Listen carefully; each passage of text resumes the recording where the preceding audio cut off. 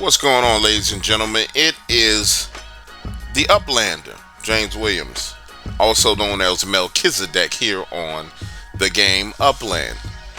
I'm not sure if this is my first video, or maybe this is the first video I remember recording to put on this channel, but I've been playing Upland since when San Francisco opened up. It's been about 2.5 years, and I just wanted to share some of my thoughts with you guys about the actual game itself and what I'm doing and what I'm seeing. Now, before I even start, I'm not going to say that what I'm doing is the right thing to do, just like I'm not going to tell you what you're doing is the wrong thing to do.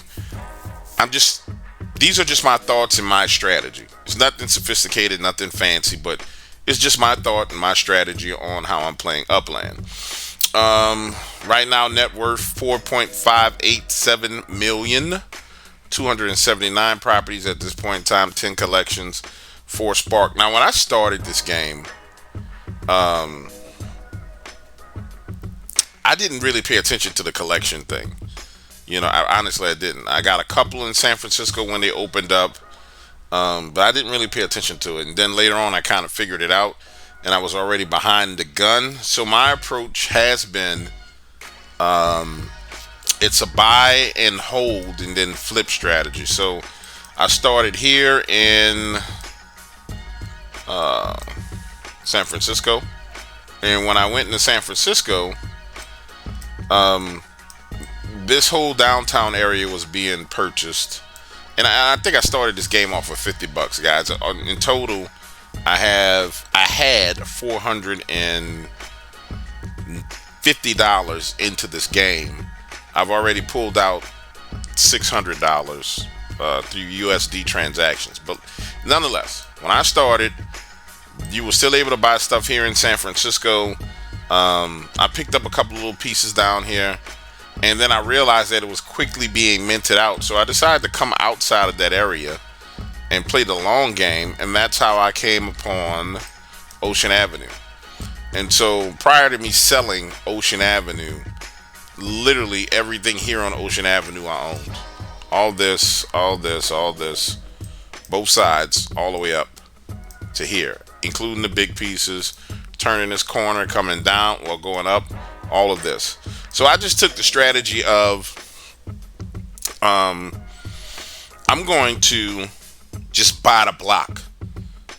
Just beat the whole block up and buy the whole block.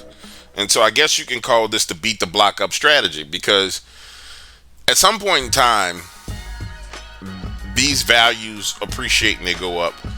In this case of Ocean Avenue, as people started building and they started doing various things over here, I noticed there was a heavy demand for the property. Like, I started just getting offers on property. But even then, I kind of held a little bit longer. And eventually I said, okay, let me start dumping some of these properties. So this was my foundation. So if you're getting started in a game and you're new to the game, you need to get some kind of property under your belt as a foundation.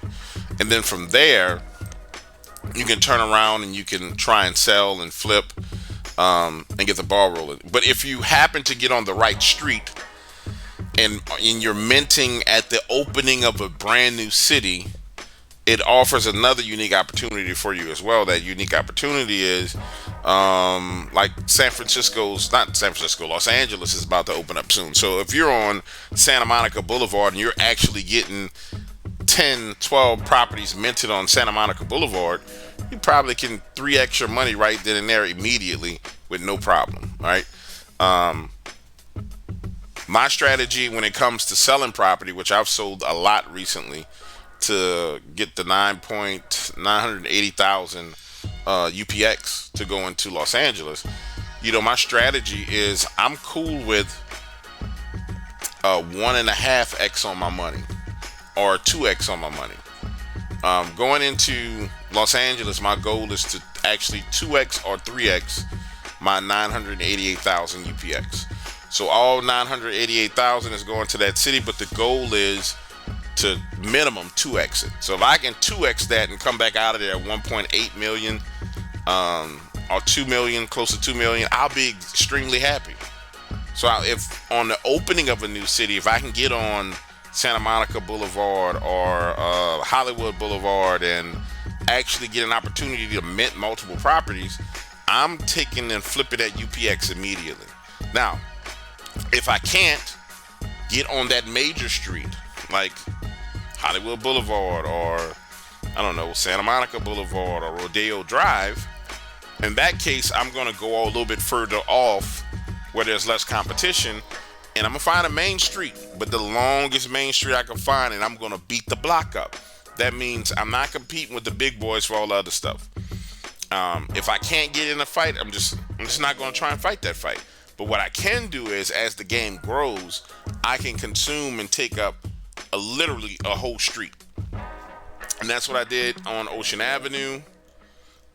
Which you saw it was 70, and keep in mind I've been selling a lot. And how many is there now? Yeah, a good solid 70. It's the same thing I did in Chicago.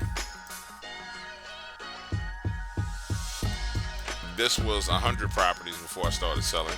And it was just one street I picked, and I just came straight down the street. I mean, literally straight down the street.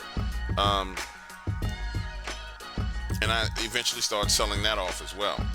So the key to this is you can fight with, some of the big boys that have all the collections, and they got serious paper, man. These dudes, $15 million net worths. They have paper. They got serious UPX paper. And I'm not going to fight with them. You know what I'm saying? I'm a dog in a fight, but I'm not no big dog. I know my size. And a lot of us, we not big dogs. Not yet. So you got to beat the block up in your own way. They're going to go beat up the collections and get everything. That's fine.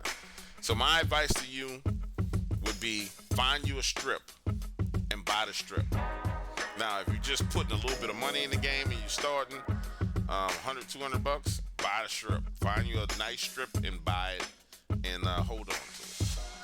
All right, Melchizedek out of here. That's my first video. Maybe this is my second video. I don't know, but I'm just starting this up, and I'm just gonna talk like this to you. I'm not being real